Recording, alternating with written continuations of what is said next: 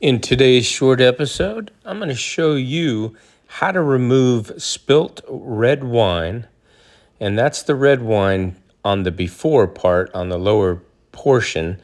The customer was told to use Folex by Ace Hardware Store. She sprayed it with Folex, which is probably not a good idea. The wine started to kind of get a protein bond going, and I'll show you how we're going to get rid of it. Easy steps. You can see this is just a different angle, very dark. This rug, believe it or not, I'm not going to tell you how much money it cost, but it was a hand woven for this particular client, and it took 2 full years to produce it. So it was very, very expensive. What we're doing is we're going to do 2 steps and then a third step. You'll see what I mean.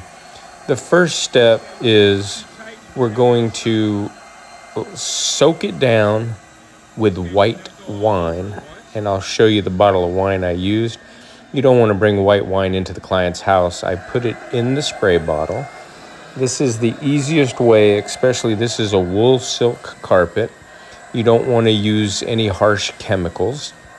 You could use Green Dragon, but I'm not sure that would pull out the red.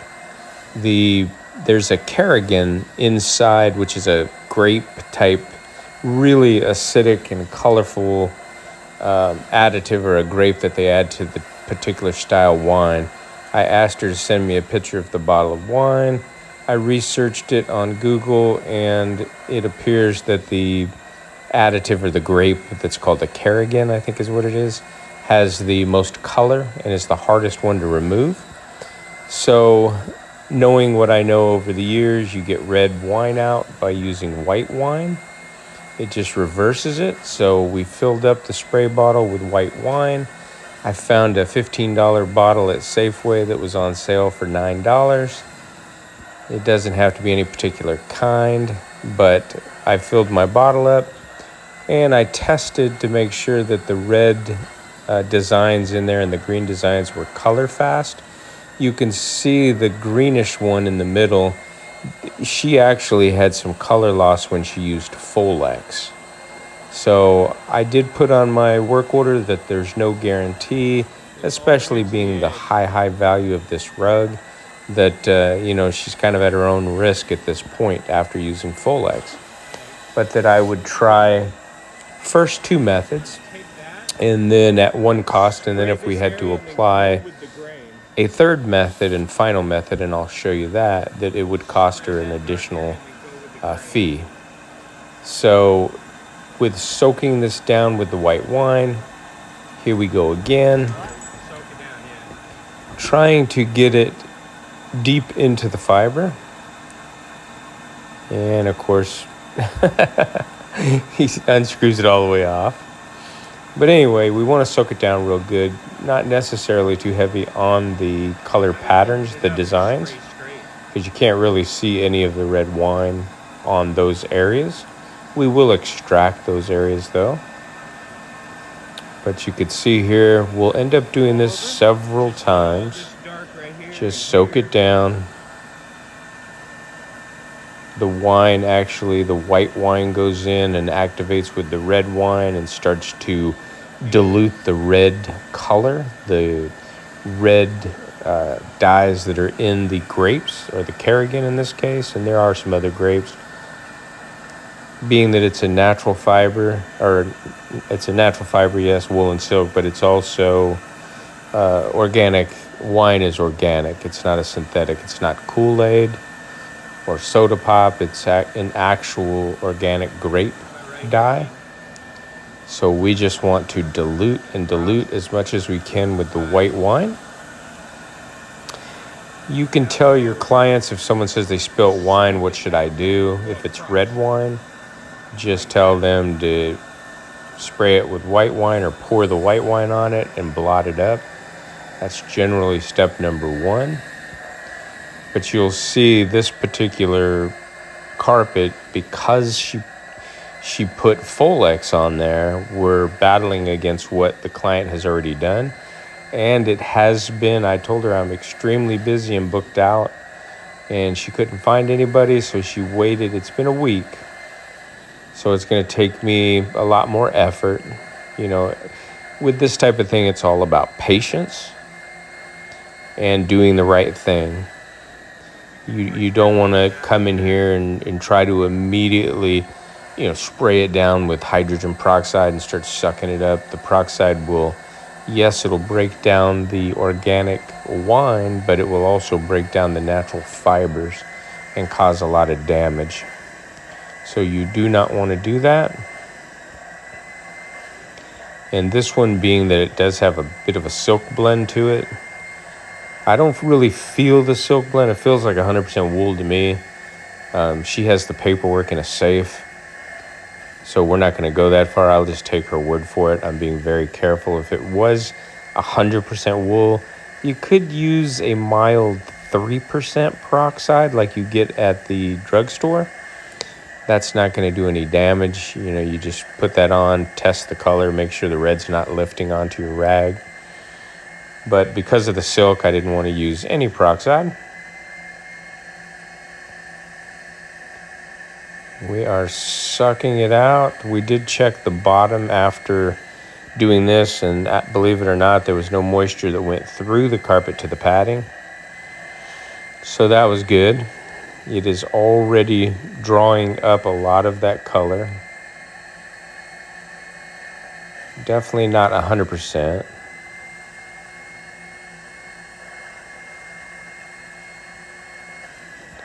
So if you're a carpet cleaner or a professional carpet and upholstery guy who watches these videos, let me know how you handle red wine on a delicate area rug. A very expensive rug, I might add. So, and just to tell you an idea of what this rug cost, I gave the client my minimum charge to come out and attempt to remove the spot.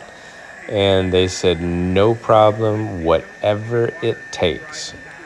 We want to try and get the color out of it. So you can see here, no moisture, it's pretty dry. It's just obviously damp on the top. As you start to look at the carpet, you'll see the way it's weaved. It has some darker undertones that are weaved underneath that lighter color. There is the wine of choice. Oh yeah, I did smack out the first sip. And then we poured the rest of it into a bottle and went to work. So yes, red wine can be removed with white wine. It basically dilutes it down, takes the red coloring out. That was step number uno.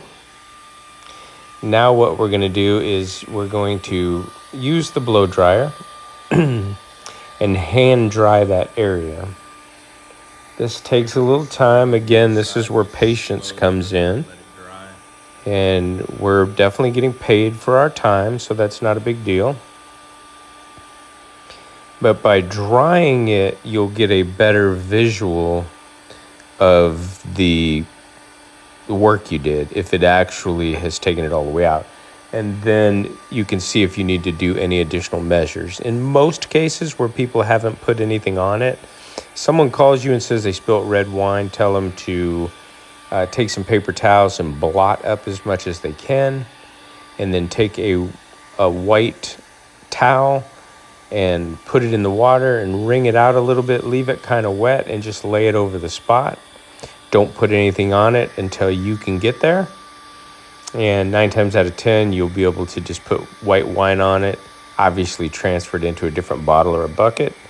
Don't forget to bring a corkscrew with you so that you can open the wine when you get to the job. And then use your shop vac and just suck it out if you don't have an extractor, and you'll be their hero. And you can charge upwards to, depending on the style of rug, you could charge a fairly decent amount. Obviously, this rug is a priceless heirloom, I guess, to this client with paperwork and everything. And they watched it be loomed or put together for over a 2-year period in Pakistan. So we'll dry it out, and then what I'm going to do, I told the client I would do 2 steps. I would try I just called it a red reversal liquid and extraction. That was the wine. And then if that didn't work, I would do a second step. And what I'm going to do on this is I'm not using any peroxide, but I'm going to use a little bit of ClO2, the caput. It is an oxidizer, and I have found that it's safe on wool and cottons and things like that. So I'm going to put maybe half a teaspoon into a 32-ounce spray bottle, mix it with some warm water, and then I'm going to be applying that into the areas that still have a little bit of red coloring or darker coloring to it. You know, red wine will start to rot because it's organic, and that's why it's turning black. You can see here he's blow drying underneath, which is only going to help to avoid any wick back. When you're done, you want to be done. You want to know this is the final product. You get your check and you walk away from it. And of course, I always circle my phone number and write my name on the top of the work order when I give it to them. Mark it paid and tell them, you know, we have a guarantee if there's any issues or concerns, you know, within the next 7 days, keep an eye on it. Just give me a call. I'd be happy to come back and take a look at it. So that makes customers feel at ease. All right. Still a little dark.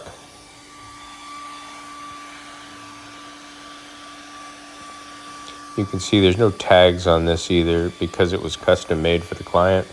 They didn't adhere any tags to it. What they did was they gave them paperwork that she has locked in a safe.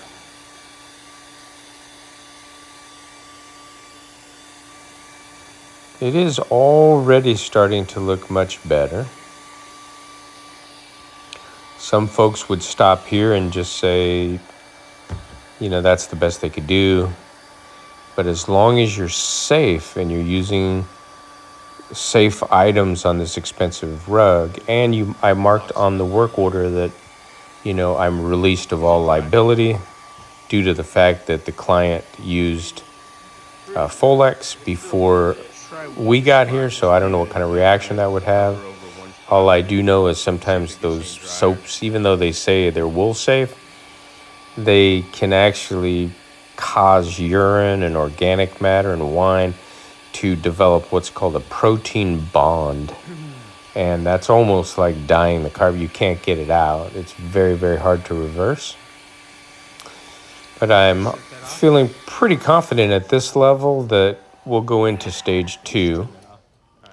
And it'll probably look good. And then I will let the customer evaluate it. She was interested in what the 3rd stage was. And the 3rd stage is using the steamer. You can see, I think somewhere along the line in the video, I may have missed where we sprayed. I'm not sure here, but we did the wine. I think that was in the bottle with the red cap. And then we did the ClO2, the caput. We used that and a rag, and that was in a 32-ounce trigger sprayer that had a blue cap on it. So see this area here? You see the darker undertones right there? Okay. So that is one area where no wine was spilt. I'm going to keep that for reference, show my client. You see the undertones? Some areas don't have that, but this area where she spilt the wine, it does have those deeper, darker undernotes. So, all right. So yeah, I'm sure if I look back in the video, I'll see the caput being used and then the rag. But here we're going over the areas with the steamer. It does get very, very hot, so you don't want to hold your hand on it. We just press lightly with our feet. And you can see it's already getting lighter there. We'll dry that out again. And with the wallpaper steamer, what you do is you just fill it up to the water line, plug it in. There's no on-off switch. and it starts to boil the water, and you screw on the hose and the plate on the end. It'll start boiling, and then the steam comes out. And you put a white, clean cloth, microfiber or cotton, over the red stain, and you do what's called a heat transfer. You put the steamer on there for about maybe 60 seconds, lift up the steamer and the pad. You should see the color transfer into the pad. And then at this point, we've already gone through quite a few pads. So what I wanted to do is just do straight steam. And that's where we're just putting it on for maybe 20, 30 seconds. Lift it off. That continues to reverse any color that might be in the wool. So just an added measure, we transferred as much color out and onto the clean cloths. You never want to use the same cloth twice, because you'll transfer the red into the cloth, and then if you use the same cloth, you'll transfer the red back into the carpet permanently. So don't do that. Always be aware when you're using the steamer. Put it down for maybe 5-10 seconds. Lift it up and make sure you're not transferring the color out of those patterns. I mean, look how nice that is already just from the steam. So the steam was the third step, and I did charge the client an additional fee because we were going to be here longer and we had to break out the additional equipment. But she wanted to be sure. She said, I want to leave nothing unturned. I told her, I said I could give it a couple weeks, see how it looks, and then come back, and if we need to steam out the rest, we will. But she insisted, no, I would rather have everything you could possibly throw at it done to it today. So looking great. And then with this wool and silk, just like regular Saxony style or the frisé carpet, it does have a pile direction. So if you take that rag and you sweep upwards, you'll get a darker undertone. If you sweep down and towards the left like he's doing, you get that lighter color, which happens when the carpet gets walked on, it gets matted down a little bit. So I just want to blend that in so that when the customer looks at it, she can see the final results. And remember, we did not guarantee anything. You don't want to either. I also had the release of liability if there was any damage due to whatever I did. But at this point, the client, the only thing she could do is maybe take it to a rug spa, but they're still going to make her sign a waiver of liability because she already treated it with Folex. So here we are. You can see looking fantastic.